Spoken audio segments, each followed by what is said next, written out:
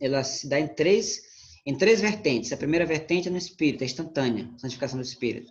Na alma, a santificação da alma, ela é processual, ela dura até a nossa morte, nessa morte física. A santificação do corpo ocorrerá no futuro, com a glorificação do corpo. Então, a santificação ela se dá em 3 tempos na vida do homem, certo? 3 tempos da santificação. Instantâneo no espírito. Por quê? Porque se o ladrão da cruz, Dimas não teve tempo de santificar a alma, não teve tempo de ter a mudança do seu caráter, não deu tempo, entendeu? Mas ele teve o seu espírito ali, a santificação do seu espírito, porque quando Dimas ele é visto como Jesus como justo, na mesma hora, porque ele creu, a fé foi imputada a ele como justiça, certo? Então, como santificação também. Então, Deus, quando ele olha para o homem, quando o ser humano, ele aceita Jesus como Salvador, quando ele crê, a fé, na mesma hora, o santifica no seu espírito. De forma que se ele morrer no momento em que ele aceita Jesus, aceitou Jesus agora, daqui a 10 segundos o cara morre, pá, bate as botas. Jesus tem ele como santo. O Pai tem ele como santo por causa do sacrifício de Cristo na cruz do Calvário, que o santificou. E o tornou digno de adentrar o céu. Tá certo? Agora, a santificação da alma é para o reino. Tá certo? A santificação da alma, a gente vai ver isso melhor em Basileia. É para o reino. Então, essa santificação é um processo. Se eu não for santificado na alma, se eu não tiver minha alma transformada, eu não vou reinar. Isso aí é fato, tá certo? Eu preciso ter essa mudança da minha alma, do meu caráter, para poder eu reinar. Caso contrário, não há reino para nós, não é que se fala em reino. Então, é a Bíblia que está nos preparando gradativamente. Então, ela nos prepara. Isso para esta mudança radical de nível, prazer, gozo e alegria eternos, certo? Louvado seja Deus, porque a Bíblia é a palavra de Deus, e a palavra de Deus é eterna, ok? Então, o prazer, o gozo e a alegria eternos, nós temos essa demonstração, por intermédio da palavra de Deus, temos essa demonstração do prazer, gozo e alegria eternos. Quantas vezes, quando nós estamos, repito, quando estamos lendo a Bíblia, estamos nos debruçando, a gente sente a presença de Deus, a gente sente aquele prazer, a gente sente aquela alegria, a gente sente aquele gozo, sabe? Como se o céu tivesse ali, ao nosso lado ali conosco. Uma maravilha, Deus é maravilhoso. Conclusão, estamos concluindo aqui a primeira unidade, certo? Aqui está um vislumbre do incalculável valor da Bíblia. Então, aqui nós podemos ver a respeito desse valor que a Bíblia tem para nós. É alimento, conhecemos a mente de Deus, os pensamentos que Deus pensa, enfim, uma série de coisas. Além das razões que damos aqui, existem muitas outras que nos impulsionam a estudar as Escrituras. Opa, ficou com um erro bem aqui, perdão, um S é um R. A estudar as Escrituras e sobre as Escrituras, certo? Então, além do que já foi falado aqui, existem muitas outras razões que fazem com que nós estudemos as Sagradas Letras, né? E por essa razão é que queremos, nas próximas lições, mostrarmos todas as nossas razões do porquê acreditamos nessa palavra como a única verdadeira palavra de Deus. Então, nós vamos estudar aqui para frente mais razões do porquê nós cremos, nós acreditamos nessa poderosa palavra do Senhor Jesus Cristo, nosso Deus Todo-Poderoso. Então, vamos adentrar, vamos iniciar a unidade 2, tá certo?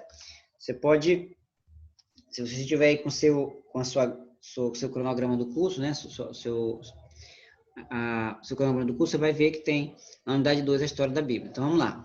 Então, assim como em relação a tudo na vida, existe uma história por detrás desse livro glorioso que chamamos de Bíblia Sagrada. Porque a Bíblia Sagrada teve uma história, né? Ela teve um começo, ela teve um meio, né?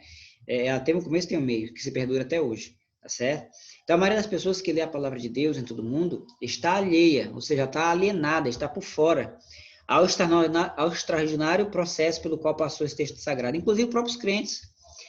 Muitos crentes, muitos cristãos, eles não conhecem a história da Bíblia, eles não sabem como é que a Bíblia veio de Moisés para nossas mãos. E às vezes, se um ímpio perguntar para algumas dessas pessoas, eles não vão saber dizer. Se alguém chegar sincero, como é que a Bíblia chegou até nós? A maioria não vai saber dizer, tá certo? Como é que a Bíblia veio lá de Moisés e chegou até nós, tá certo? Então, é isso que nós vamos estar vendo ao longo desse curso, tá bom? Então,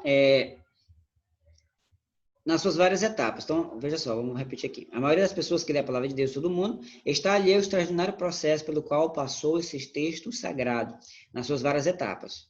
Então, as etapas: revelação, escrita, né? Revelação, Deus se revelou ao homem, Deus quis se revelar, revelação nada mais é do que retirar o véu, certo? Algo que estava oculto, estava escondido, foi lá e retirou o véu, e se tornou visível. Então, a revelação da palavra de Deus, a escrita, como é que foi? Como é que se deu esse processo de escrita da palavra de Deus? A preservação, como é que esses manuscritos se preservaram ao longo do tempo? Reconhecimento, né? Como é que foi formado reconhecimento, canonização e publicação, como é que foi formado o cânon, como é que foi formado, como é que foi escolhido, quais livros que deveriam compor o cânon, quais livros que não deveriam, quais que tinham que ficar de fora, porque não satisfaziam aos critérios estabelecidos no cânon, a publicação, como é que se deu a publicação da palavra de Deus, como é que se chegou aos outros países, enfim, tudo isso. Para chegar às nossas mãos, é nossa língua nativa, né? Porque a Bíblia, como a gente já viu, vai ver não, vamos ver aí. Como nós vamos ver, ela foi escrita em hebraico, no Velho Testamento hebraico, aramaico, e no Novo Testamento em grego, certo? Então, como é que essas línguas foram para o português, chegaram até o português, certo? Então, neste capítulo, teremos esse processo da melhor maneira possível. Ponto 1. A história da Bíblia começa em Deus, obviamente, porque ele é autor. Então, como ele é o autor da mensagem, né? Então, a Bíblia começa nele. Então, em Deus está a origem de tudo. Então, ele é a causa não causada que causou todas essas causas, certo? Então, Deus, ele é a causa. Então, ele é a origem de tudo, inclusive da Bíblia. Então, Deus é arquitetor, ele é o arquiteto do universo e também o arquiteto da sua própria palavra, certo? Então, ele gerenciou isso cuidadosamente, esse processo de gestação, de surgimento da Bíblia Sagrada, como foi que tudo ia ser feito, Deus planejou tudo, Deus tinha tudo planejado e executou o seu plano da melhor forma possível, como ele achou que nós deveríamos como a Bíblia deveria, como é que eu posso dizer, ser estruturada para o nosso melhor entendimento. Então, a fim de dar ao homem uma visão clara e inteligível de si mesmo. Então, para que nós pudéssemos entender, para que nós pudéssemos compreender. Então, Deus fez da melhor forma possível, ele pensou, né, ele arquitetou tudo da melhor forma, para que nós pudéssemos compreender de forma inteligível. Louvado seja Deus por isso. A Bíblia Sagrada é eterna, certo? Para sempre, o Senhor, a tua palavra está firmada nos céus. Está lá em Salmo 119, 89. Então, a palavra de Deus, ela permanece para sempre. E ela também não volta vazia, né? A Bíblia mesmo diz que, falando dela própria, que a palavra de Deus não volta, não retornará para ele vazia. Deus falando, né? Que a palavra não voltará vazia para ele. Então, a Bíblia já existia antes de ser revelada ao homem, certo? Porque a palavra de Deus sempre existiu. Então, se ela é eterna, se ela é para sempre, então ela é eterna. Ok? Então, Deus literalmente exportou a sua palavra do céu para a terra para se fazer conhecido do homem. Que privilégio esse! Deus, além de se revelar, ele também revela a sua palavra. Além de se revelar, revela a sua palavra para nós, para que nós pudéssemos compreender acerca dele, tudo que ele, o seu desejo, beneplácito, a sua vontade, tudo isso ele nos revela. Louvado seja Deus. A Bíblia Sagrada é o único livro na Terra que não tem a sua origem na Terra. Olha só que interessante, porque a mensagem não é do homem. Como a mensagem é de Deus, e Deus habita o Kairos, não habita o Cronos, Deus habita a eternidade. Então, por ele habitar na eternidade, não habitar no Cronos, ele habita no Kairos, a mensagem não é do Cronos, a mensagem não pertence ao Cronos, a mensagem não pertence a esse plano, certo? Então, a Bíblia não pertence a esse plano, ok? Embora tenha um livro ali físico, mas a mensagem não pertence a esse plano. Então, esta deve ser, antes de tudo, a primeira razão do porquê o povo de Deus deve crer que as Escrituras Sagradas nunca falharão. Porque se o autor dela é um Deus que é infalível, um Deus todo-poderoso, o Deus que é dos céus e da terra, um Deus soberano, o grande Jeová todo-poderoso, então, se a palavra é dele, foi ele que deu, então não há erros nas Escrituras, certo? Então, elas não vão falhar, jamais vão falhar. Então, toda a história que envolve a Bíblia na Terra, aqui embaixo, se apoia no fato de que ela está primeiramente firmada nos céus, certo? Então, a Bíblia, primeiro, foi firmada lá, porque saiu da boca de Deus, certo? Então, homens santos, inspirados por Deus, escreveram a palavra do Senhor, certo? Mas essa palavra saiu algumas vezes da boca de Deus diretamente, mas outras vezes Deus insuflou, Deus soprou no homem a sua palavra, certo? E este, recebendo a inspiração do Senhor, escreveu, certo? Aquilo que vinha na sua mente. Louvado seja o nome do Senhor. 2. Foi Deus quem a mandou escrever. Né? Nós temos aí as referências. O povo judeu desenvolveu um hábito maravilhoso de registrar sua história através da escrita. Esse hábito foi desenvolvido depois do próprio Deus ter ordenado a alguns dos seus servos que escrevessem o que viam e ouviam. Porque Deus manda, Moisés, escreve tudo isso que eu estou te falando, escreve num livro, certo? Você pode ler nas referências disso.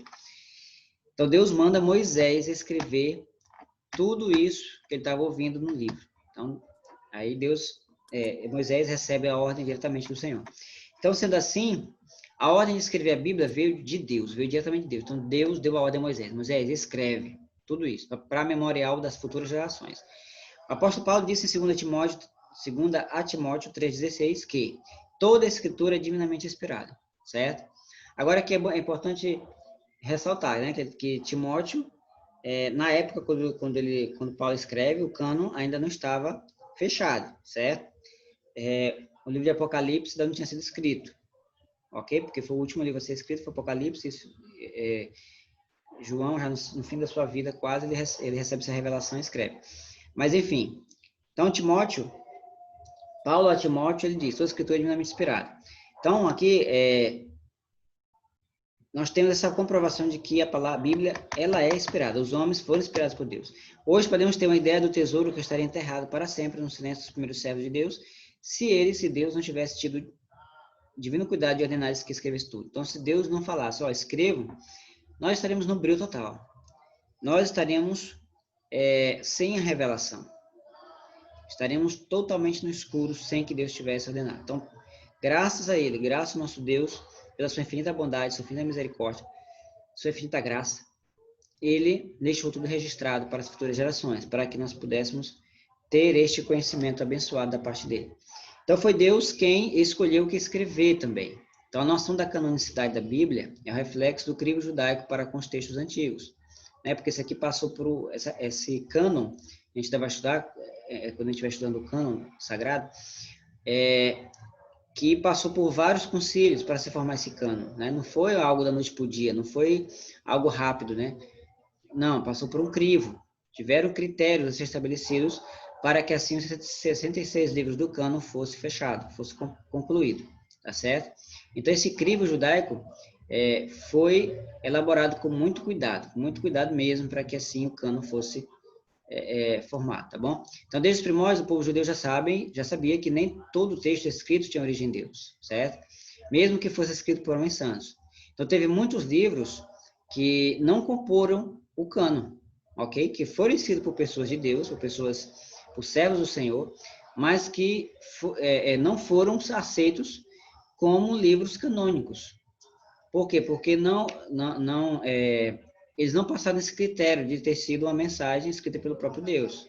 Eles não eram livros inspirados, não passaram pelo teste da inspiração, certo?